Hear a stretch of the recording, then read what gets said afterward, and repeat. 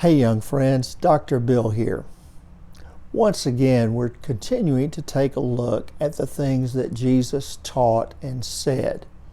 And of late, we've been giving a lot of attention to some of Jesus' parables, the stories he told, using images from common life to convey important divine truth. Today, we're going to take a look at two very short parables, both of them in the Gospel of Luke, chapter 14. The first of these is about building a tower, and the second is about a king going to war. Here's how the parables go. Jesus asked a question to the crowd that was surrounding him. He said, "Which of you seeking to build a tower?" He said, "Which of you seeking to build a tower, don't you first sit down and make an estimate of how much it's going to cost, how much building material you're going to need, whether you'll have enough to pay your workers. In other words, do you have enough resources on hand to see the job complete, to see it through to the very end?" Jesus then said, there's nothing more ridiculous, nothing more laughable than to see something that just couldn't be finished.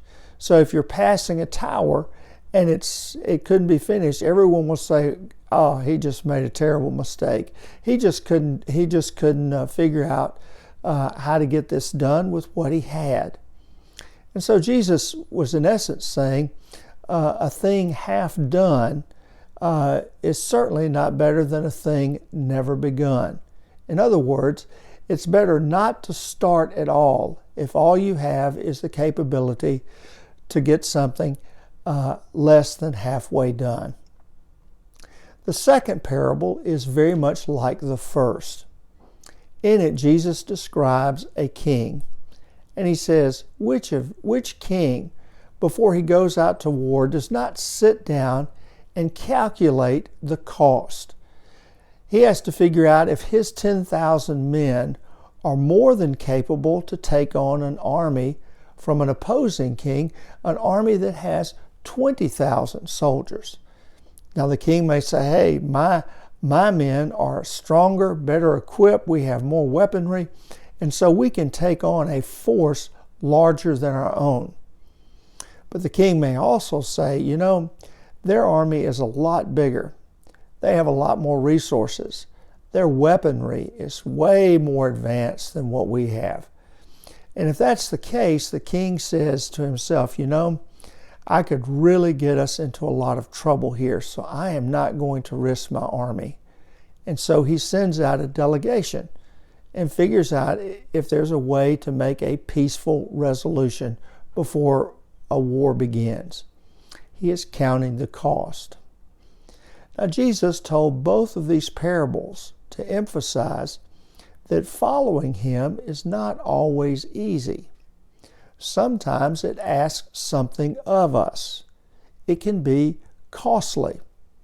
And Jesus, in essence, was warning his followers, say, don't even think about following me unless you've given it some thought and decided that this really is the way you wish to live your life.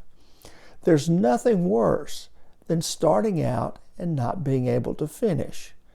There's nothing worse than starting out and realizing you don't have the resources to do what you want to do. So in essence, Jesus was trying to say to his followers, before you decide to follow me, you better think and think hard about it.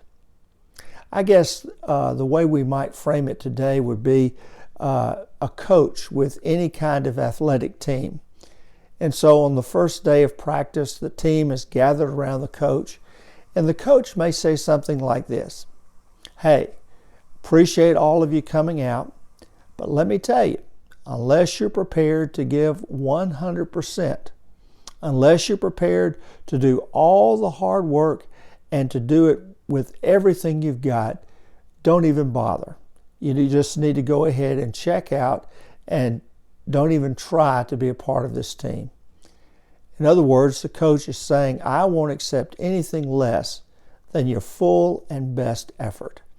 And Jesus, in essence, was saying when it comes to following Him, nothing will suffice except us giving Him our full and best effort. Well, that'll do it for today. As always, if you have any questions or you'd like to talk about this, you know how to reach me. I certainly hope everything is going well for you, and I look forward to seeing you again next week. Take care and God bless. Bye-bye.